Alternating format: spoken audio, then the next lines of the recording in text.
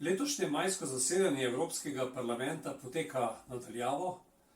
Obeležujemo tudi 70-letnico podpisa Schumanove deklaracije, ki je osnova za nastanek Evropske unije. Točke so po večini posvečene reševanju COVID krize. Tako bomo spregovorili tudi o tem, kako Evropa sodeluje pri razvoju cepiva proti tej nevarni bolezni.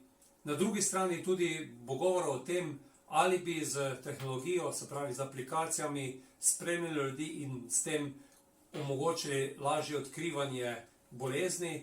Ključna točka pa je namenjena finančni sanaciji številnih evropskih gospodarstev in pa tudi ljudi, kajti gospodarska kriza bo zagotovo posledica te velike zdravstvene pandemije.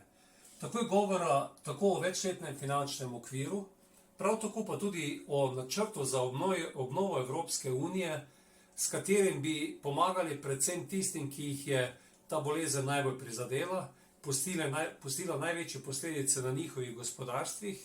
Iščejo se tudi dodatni novi izvirni prihodki Evropske unije, prav tako pa tudi na osnovi solidarnostnega modela sistem, kako se bodo lahko evropske države zadolževale poceni, kljub temu, da bodo njihove bonitete po tej krizi slabše.